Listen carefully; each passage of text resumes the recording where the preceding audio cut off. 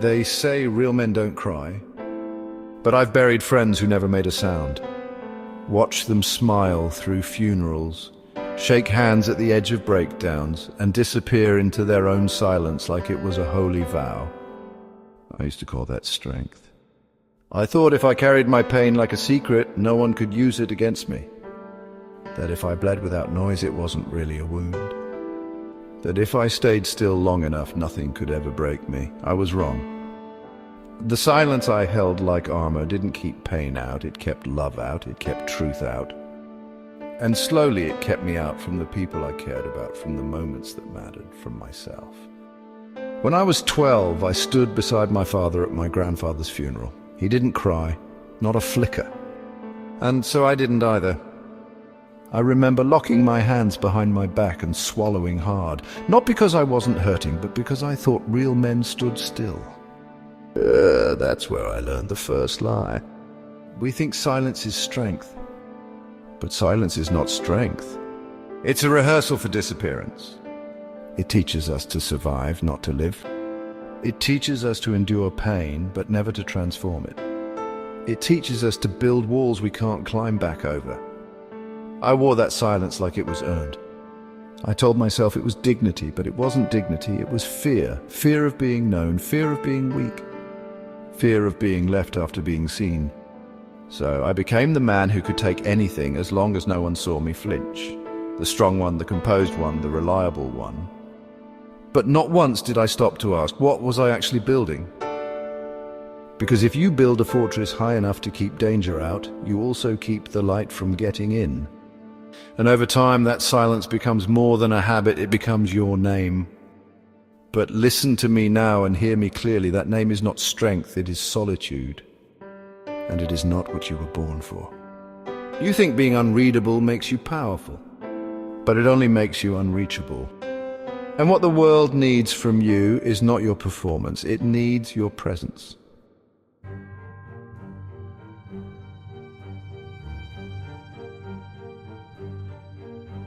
The breaking doesn't come in a crash. It comes in a whisper.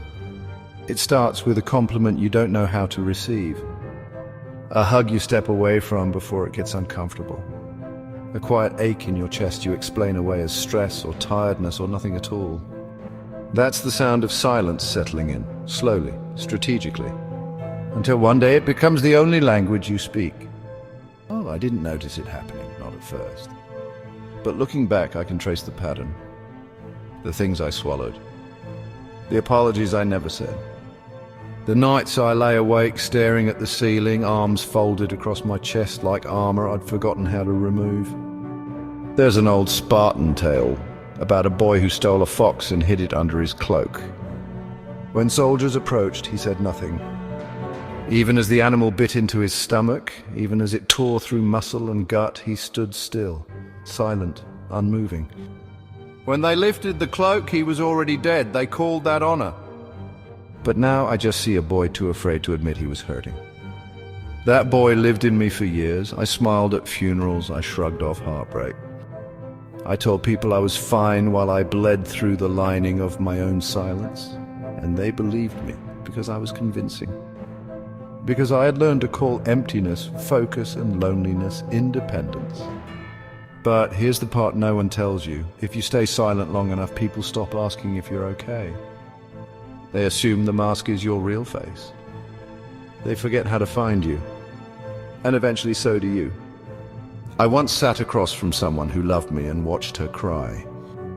She wasn't asking for anything complicated. Just for me to show up, fully, honestly, to say something real, and I couldn't. I wanted to, I swear I did.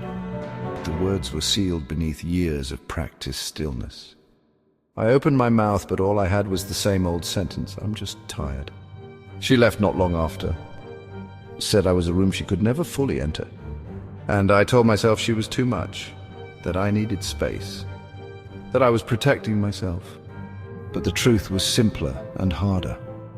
I had spent so long being unreadable that even I didn't know what I felt anymore. Robert Bly once wrote, "Men are taught that a wound that hurts is shameful, and so they drag their guts behind them and call it strength." That line stayed with me, Because that's exactly what I did. I dragged pain I never named. And no one knew, because I didn't let them. Because I was too proud, too scared. Too convinced that silence would protect me from being broken. But silence didn't protect me, it erased me. It took pieces of me every time I said I'm fine instead of I'm scared. It cost me friendships, intimacy, presence, joy, and for what? So I could die on my feet instead of reaching for a hand? No, not anymore. If you're hearing this and thinking it doesn't apply to you, it does. If you're still pretending you don't need to be seen, you're already halfway gone. You don't get to carry silence like a shield and wonder why no one touches you. You don't get to avoid every crack and still call it living. You think silence makes you strong, but the truth?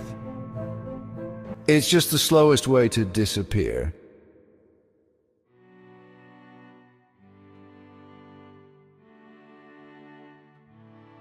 There's a silence that doesn't sound like peace. It sounds like a voicemail you never played again because you knew what it meant. It sounds like the soft scrape of a chair that no one sits in anymore. It sounds like a drawer opening to reveal a birthday card you never wrote in because you thought there'd be time. I thought there'd be time. My brother called me 3 weeks before he died. I didn't answer.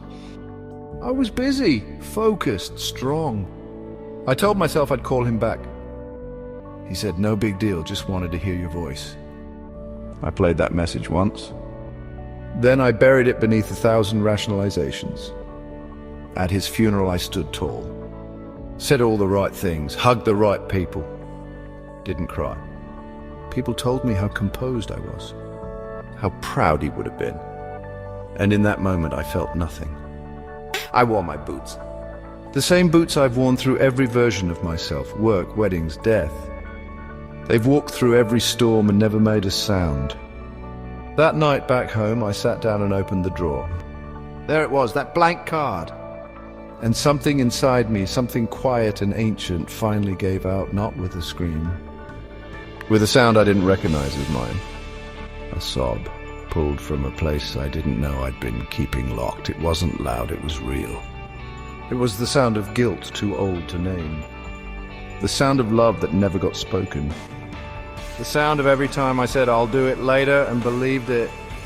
And I wept for my brother for the missed call. For the woman I let leave without asking her to stay. For the boy in me who never got to be soft. Robert Bly once wrote, "Men drag their guts behind them and call it strength." That night I looked down at the boots by my bed and saw them for what they were, not evidence of how far I'd come, but proof of how far I'd stayed from myself. I thought breaking would ruin me. But the breaking was the first honest thing I had done in years. And it didn't destroy me. It stripped away the performance. And all that was left was someone alive, someone whole, someone human. That night I whispered 5 words to the empty room. I don't want this anymore, and I meant it, not just the guilt, not just the silence. I meant the version of myself I had built to survive and had forgotten to outgrow.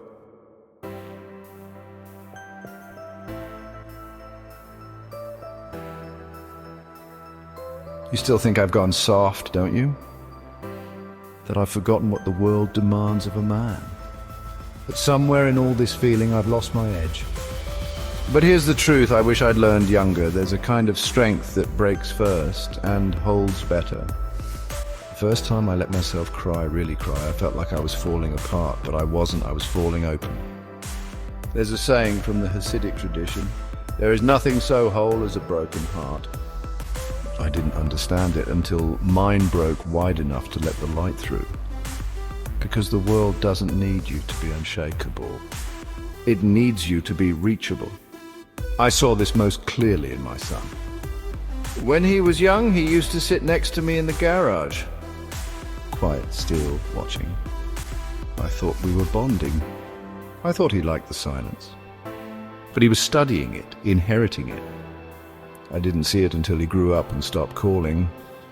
And when I finally asked why, he said, "I just figured that's what we do."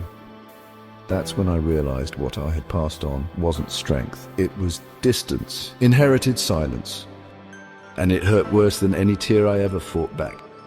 There's a story in Maori belief that the rain is the Sky Father's grief for the Earth Mother he can no longer touch. His love is constant, his sorrow visible, and from that sorrow rivers are born, life is born. Our tears are not weakness. They are evidence that something sacred still moves inside us, that we haven't hardened beyond repair. You're afraid that if you open, it won't stop.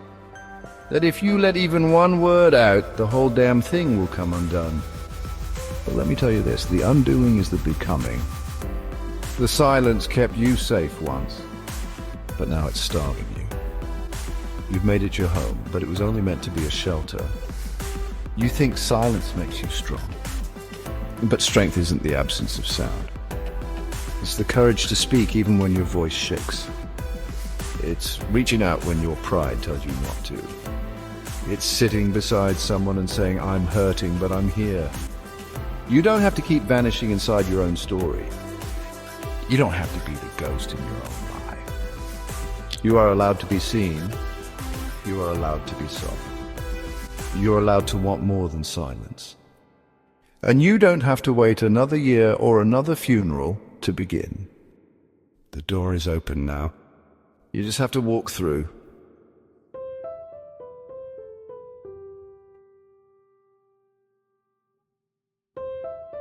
To the one who still thinks strength means silence, I know you. I know the weight behind your stillness. I know the 1,000 words that gather behind your teeth but never make it out. I know what it feels like to answer I'm fine when your heart is a battlefield. I know the pride that tells you to carry it alone. And I know the fear that makes you believe if you ever let go, no one would catch you, but you're wrong. That silence you've made your identity, it isn't strength. It's just the wound you didn't know how to name. You think no one sees it because you've worn it so well? The calm, the logic, the subtle distance. You've learned how to smile without opening. How to help without asking for help.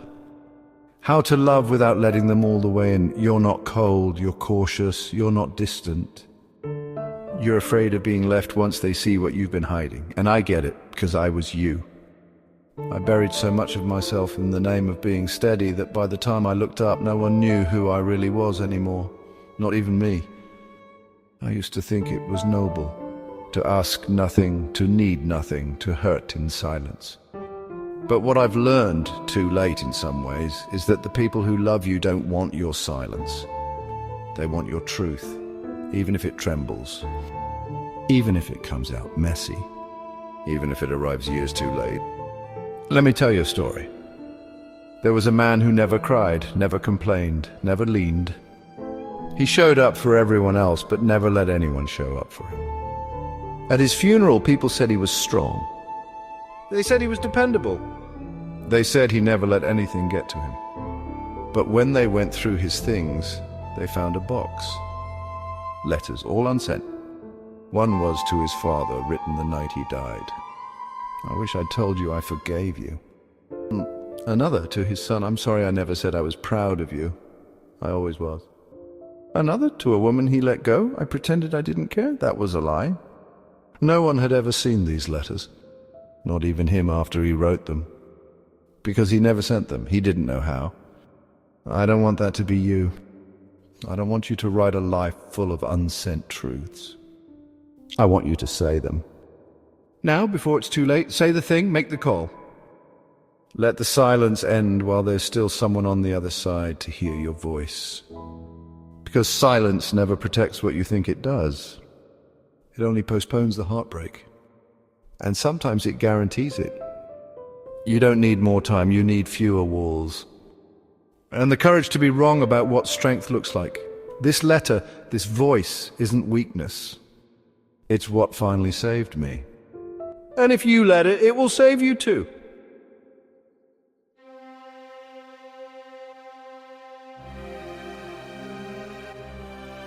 You thought silence made you strong. And for a long time, so did I. But here, at the end of everything, I see it clearly now. Silence didn't make me unbreakable. It just made me unknowable. And there's no strength in a life no one could touch. You spend your whole life carrying it well, and they call you solid. But when you finally collapse, no one's there, because you never let them in.